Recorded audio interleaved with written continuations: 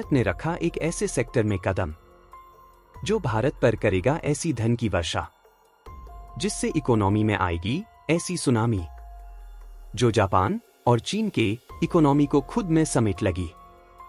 जी bond investor company के बलबूते चीन और जापान सुपर पावर बने बैठे हैं। वह कंपनी चीन और जापान को छोड़कर भारत को सुपर पावर बनाने के लिए मैदान में कूद पड़े। अब भारत की इकोनॉमी आसमान में जा पहुंचेगी। चीन, अमेरिका, जापान और रूस जो खुद को दुनिया के सबसे मजबूत देश बनकर बैठे हैं, उनकी अकड़ भारत एक झटके में तोड़ देगा। इन देशों की इकोनॉमी पर भारत ने मेरी ऐसी चोट जो आसमान से जमीन पर आ गिरी। भारत के 2024 में पूरी दुनिया को हिलाकर रख दिया। दोस्तों, इस समय जापान से लेकर चीन फाइनेंशियल क्राइसिस का सामना कर रहे हैं और उनकी इकोनॉमी दिन पर दिन नीचे गिरती ही जा रही है। लेकिन इसी बीच भारत के इकोनॉमिक डेवलपमेंट को लेकर कुछ ऐसे कुल्सी हो रहे हैं जिससे भारत की इकोनॉमी आसमान में पहुंचने जा रही है। दरअसल हाल ही में भारत की फाइनेंस मिनिस्टर निर्मला सीतारमण द्वारा साल 2024-25 का यूनियन बजट पेश किया गया और कुछ ऐसी जानकारियां निकाल कर आ रही है जिसने उन देशों के होश उड़ाकर रख दिए हैं जो कि दुनिया के सबसे मजबूत देश बनकर ऊंचाइयों पर बैठे हुए हैं। दरअसल भारत एक ऐसे सेक्टर में कदम रख चुका है क्योंकि भारत को आने वाले समय में सुपर पावर बन सकती है। जी हां दोस्तों, आज हम बात कर रहे हैं कुछ ऐसे सेक्टर की जिसको हाल ही में लेकर बजट अनाउंसमेंट के समय कुल्सी किए गए हैं, लेकिन उन पर बहुत कम लोगों की ही नजरें जा रही है। और हाल ही में खबर निकल कर आ रही है कि डोमेस्टिक प्रोडक्शन को बढ़ाने के लिए भारत क्रिटिकल मिनरल की मीनिंग और उसके प्रोसेसिंग पर काम करने जा रहा है।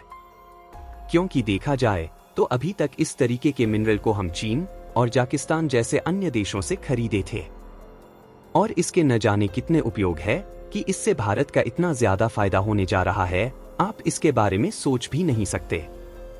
इसके अलावा भारत के डोमेस्टिक इंडस्ट्रीज को बढ़ावा देने के लिए कई प्रोडक्ट पर इंपोर्ट ड्यूटी को बढ़ा दिया गया है, जिससे चीन और अमेरिका को भारत की तरफ से बहुत बड़ा झटका लगा है।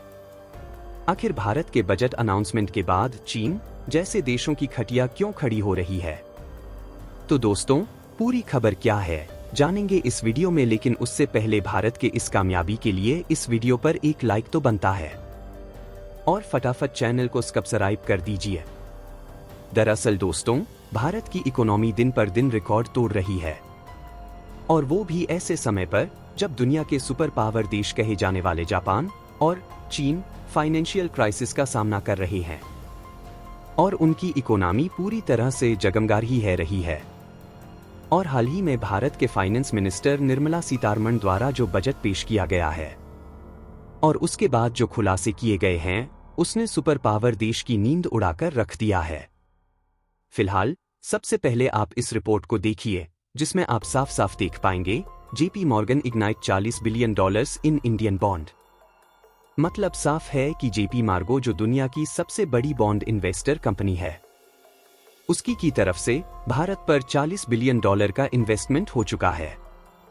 यानी कि इस बॉन्ड इन्वेस्टर की तरफ से भारत को $40 मिलियन मिल रहे हैं, जिससे भारत अपने देश के इंफ्रास्ट्रक्चर डेवलपमेंट के जो बुलेट ट्रेन जैसे रेलवे प्रोजेक्ट है, उसको चीन और जापान से भी ज्यादा एडवांस बन सकता है। आपको बता दें कि $40 बिलियन कोई छोटा मोटा अमाउंट नहीं है, बल्कि दुनिया भर में लगभग 30 देश ऐसे हैं जिनकी इकोनॉमी इसके आसपास भी नहीं आती। यानी कि आप समझ सकते हैं कि भारत यदि डीआर अमाउंट का किसी पार्टिकुलर सेक्टर में इन्वेस्ट कर दे तो उसे सेक्टर में चीन, जापान और अमेरिका जैसे देश को पीछे हटने से कोई भी नहीं रोक सकता। और आपको जानकर हैरानी होगी, जेपी मॉर्गन वही बॉन्ड इन्वेस्टर कंपनी है जिसके बलबूते आज के समय में चीन सुपर पावर बनकर बैठा है।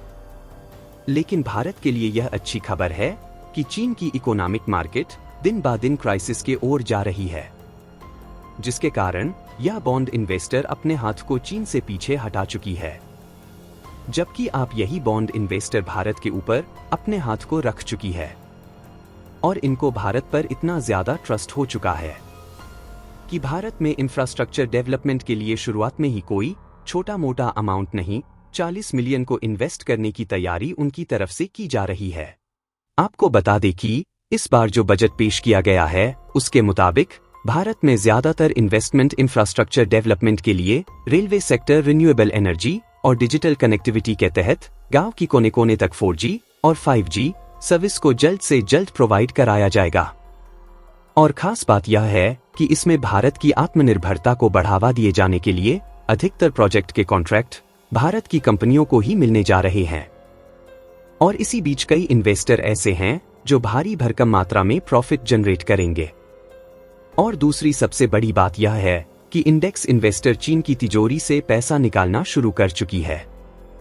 जब चीन में क्राइसिस देखने को मिल रहा है तो इस इंडेक्स में चीन के ऊपर से हाथ खींच लिया है और भारत की तिजोरी में पैसा डालना शुरू कर दिया है।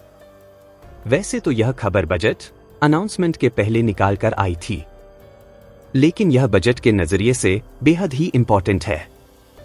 इसके अलावा अगर आप इस रिपोर्ट को देखें तो इसका अनाउंसमेंट बजट के दौरान किया गया कि भारत की इकोनॉमी को नई रफ्तार देने के लिए इलेक्ट्रिसिटी और पावर जनरेशन पर काफी ज्यादा ध्यान दिया जाएगा, क्योंकि देखा जाए तो भारत धीरे धीरे या कहीं की मजबूती के साथ इलेक्ट्रिक कंपोनेंट एक्सपोर्ट के मामले में भी अपनी पहचान बना रहा है। यहां तक कि भारत के द्वारा कई देशों में इलेक्ट्रिक कंपोनेंट और इलेक्ट्रॉनिक डिवाइस का एक्सपोर्ट भी भारी भरकम मात्रा में किया जा रहा है। लेकिन लगभग सभी इलेक्ट्रॉनिक कंपोनेंट और डिवाइसेस को बनाने में सेमीकंडक्टर का उपयोग होता है, और यह सेमीकंडक्टर जिन क्रिटिकल मिनरल्स और रेयर अर्थ मेटल्स से बनाए हैं उसकी माइनिंग भारत में बहुत ही कम मात्रा में हो पाती है, जिसके कारण हमें क्रिटिकल मिनरल्स को ज्यादातर चीन और कजाकिस्तान जैसे देशों से खरीदना पड़ता है, जिससे भारत के इलेक्ट्रॉन कंपोनेंट और इलेक्ट्रॉनिक डिवाइस चीन की अपेक्षा महंगी हो जाती है और ग्लोबल मार्केट में कॉम्पिटिटिव प्राइस के चलते ही भारत को पीछे हटाना पड़ता है, जबकि चीन में खुद क्रिटिकल मिनरल पाए जाते हैं, जिससे वह लोग कास्ट में इलेक्ट्रॉनिक डिवाइस प्रोड्यूस करता है और आज के समय में दुनिया का सबसे बड़ा इलेक्ट्रॉनिक एक्सपोर्ट करने वाला देश बन चुका है।